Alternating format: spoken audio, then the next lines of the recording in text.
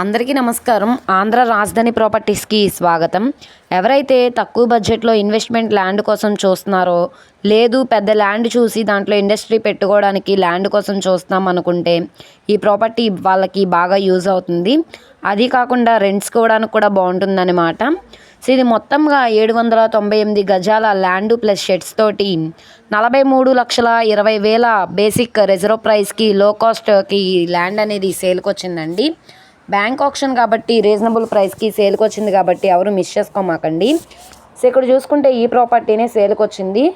ఇది మనకి వెస్ట్ ఫేసింగ్లో ఉంటుంది.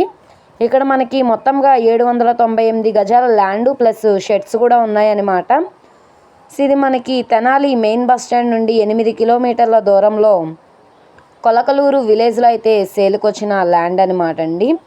ఇక్కడ మనకి గజం వచ్చేసి 5,413 రూపాయలు చొప్పున అయితే సేల్కి వచ్చింది.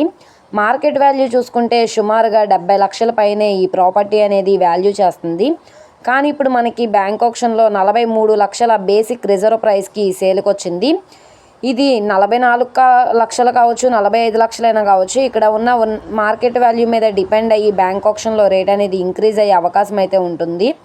సో ఎవరైతే తెనాలి ప్రైమ్ లొకేషన్లో లో కాస్ట్లో ఇన్వెస్ట్మెంట్ పరంగా ల్యాండ్ కోసం చూస్తున్నామో అనుకుంటే వాళ్ళకి ప్రాపర్టీ బాగా యూజ్ అవుతుందన్నమాట. సో ప్రాపర్టీ కనుక మీకు నచ్చి విజిట్ చేయాలనుకుంటే స్క్రీన్ మీద కనబడుతున్న మా కాంటాక్ట్ నెంబర్ని సంప్రదించి లైవ్లో విజిట్ చేయొచ్చు అనమాట.